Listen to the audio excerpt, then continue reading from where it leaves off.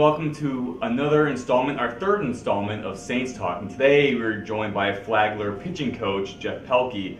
And, we want to talk a little about this year's team, a little about last year's team, progression, things like that, some of the players. However, we were talking a little earlier about a very fun experience you had at the College World Series. Not a lot of people get to enjoy that experience at any level, so can you talk a little bit about that? Well, Larry, thanks for having me on. Back in 2016, I was with Franklin Pierce University up in Ringe, New Hampshire, and we had an opportunity to go to the College World Series. It was an absolute pleasure and blast, and it's an experience that I'll never forget, and I know the players there will never forget too.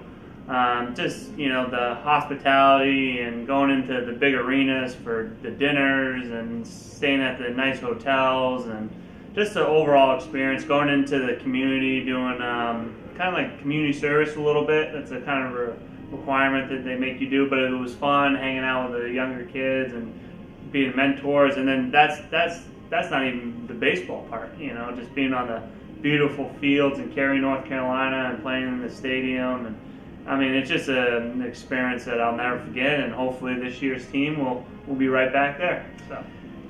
Absolutely, and obviously it's every student athlete's dream to get to play at the College World Series, whether it's D1, D2, or D3. Flagler baseball in the past few years has started, and they've gotten to some highly ranked positions in some of the polls.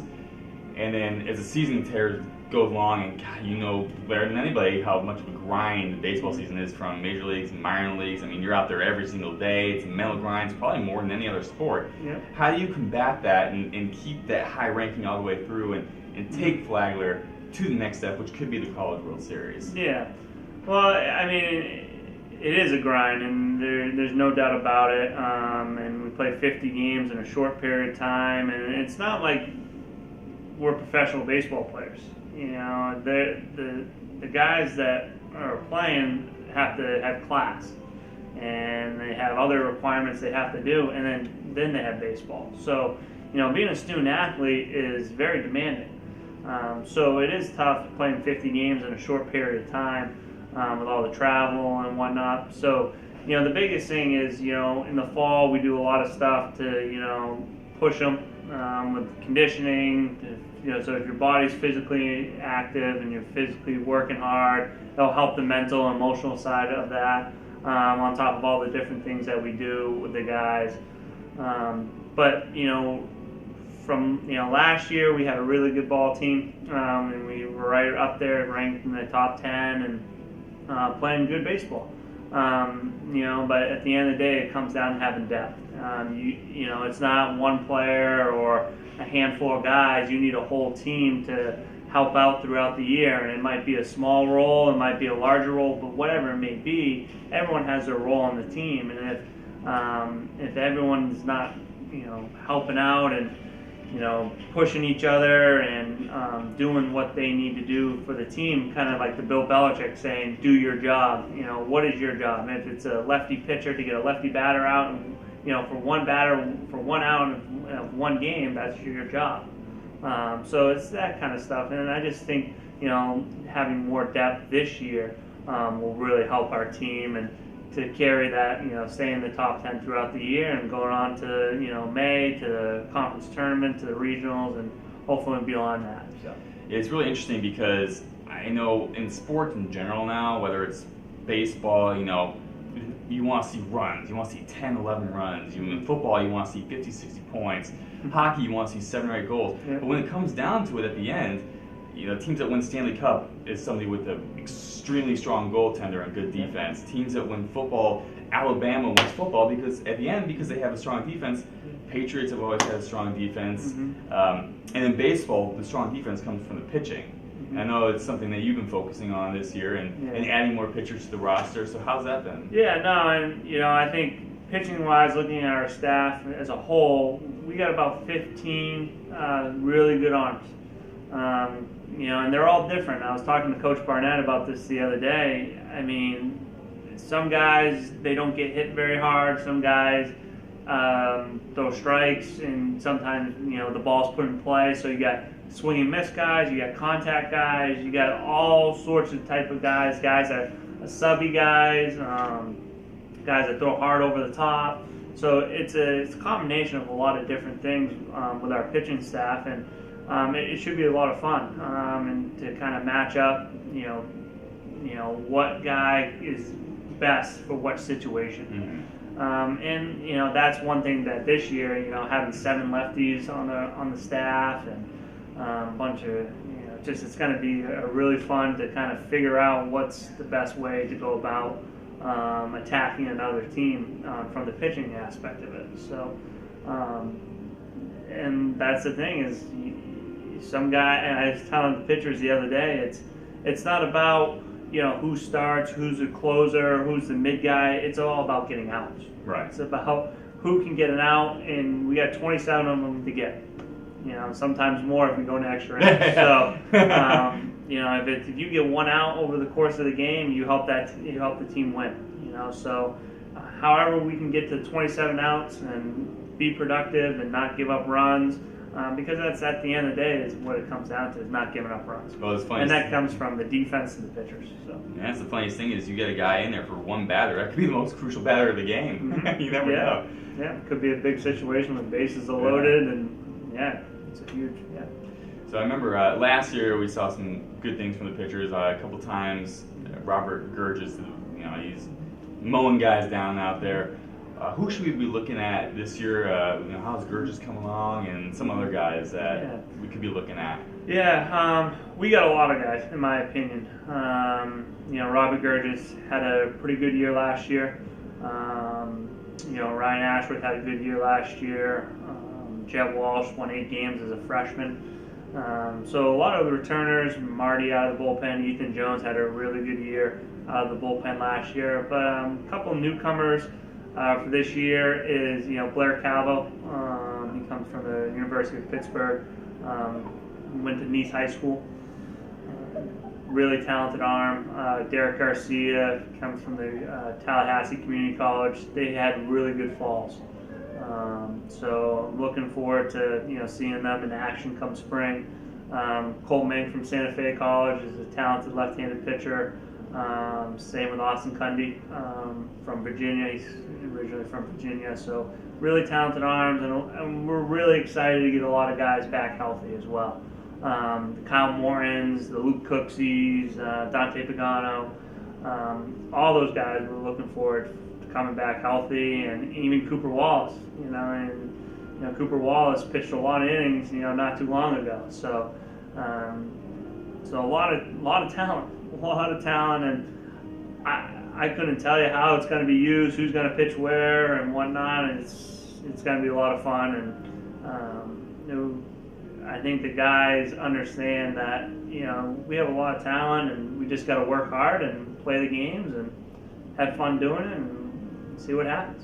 So. Sometimes that's all there is to it. Do simple better, do your job, and get it done. You got it. And if I'm not mistaken, we are hosting the Peach Bowl Conference Tournament for the 2nd year in a row this year. I think it's the final of 2 years. Yeah. But it'll be, it's always interesting hosting that event, and hopefully we can make some noise in that, and for the rest of the Peach Bowl Conference, you know, you're coming down here, and you know, we're going to be the team to beat. Yeah, no, I mean, it's awesome that the tournament's going to be here again, once again, and you know, we got high expectations for our team, but you know, at the end of the day, it just comes down to playing the games and playing to your best ability.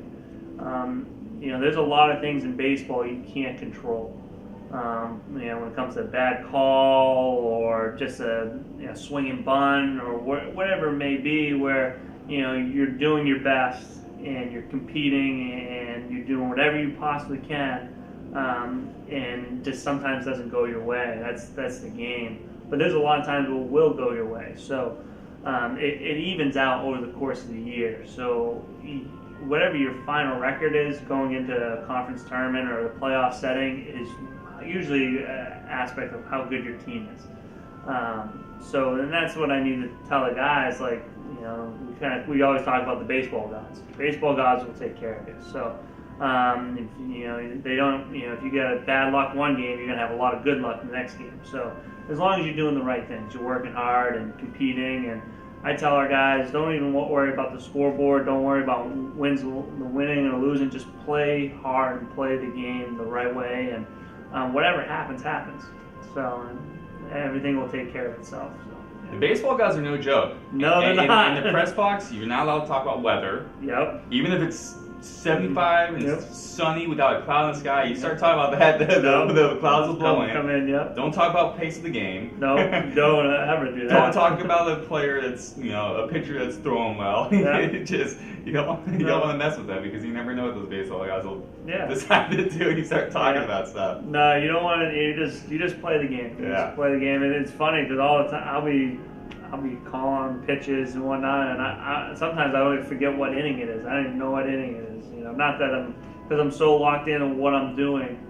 I have to ask them, like, hey, what inning is it? So it's funny. It's just staying in the present, in the moment, and just focusing on what your task is today and right now, and how do I execute this pitch, or how do I battle with 2 strikes? So that kind of stuff. Yeah.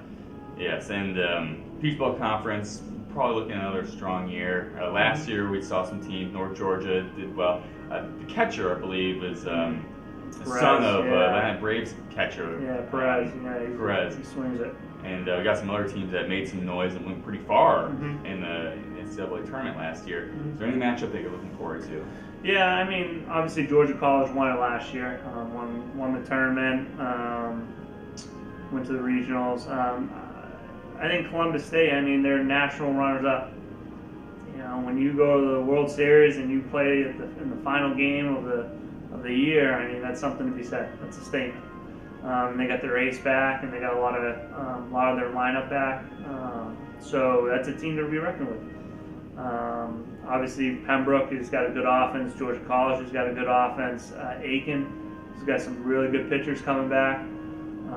So it's gonna be a dogfight. You talk about Perez in North Georgia, and I know Young Harris has got a new coach in his second year that's bringing a lot of talent, and Lander is always a strong team. So there's a lot of good teams in our conference that are well coached and got some guys, got some talent, but I think we're right there, and I think we've gotten better from last year, paper-wise, on paper, talent-wise. So I think we can compete with them, and we could always compete with them, but it's just taking care, being better, because this program has been 16 and 14 in conference, maybe a little better, a little worse, here and there, especially the last 4 or 5 years. So getting to that 20-win mark in conference and finding a way to win 35, 40 games, that's the goal here. This program has been a 30, 32-win team for the last 4 years. Let's get to the next level. Let's get to that 35, 36, 37. And now that's looking, like I said, it's like the opposite of what I was just talking about, thinking about the small things and thinking about where we are now. But that's the big picture. That's the big picture of what our goal is at the end of the year. And so that's what we're hoping for. That those other teams do every year, that's what we're trying to get in the mix to do as well. So I'd say it's a tightrope, because you definitely want to do little things right and think about one game at a time and all those little things. But you do need to look at the big picture at the same time and say, well, this is a goal we're striving for. Let's do the little things to get to our big picture. Yeah. It's a tightrope, but it's just one of the things that makes coaching fun, I would imagine. Yes, it does. Well, Coach Pelkey, thank you very much for joining us here today. Got a lot of information. As you can tell from the Christmas music playing behind us at the Lightning Museum, Christmas is around the corner, which also means baseball is around the corner. Absolutely. So we hope to see you all out at Drisdale Field, because we're going to have a good season, and looking forward to seeing what these guys can do out there. Yeah, first game will open up at home first weekend in February. So there it is. It really is around the corner. February frenzy coming up. I think it's about 9 weeks away, so we're ready to go. Yep, there it is. So, all right, well, thank you. Appreciate it. Yeah, thank you very much. All right. Cool.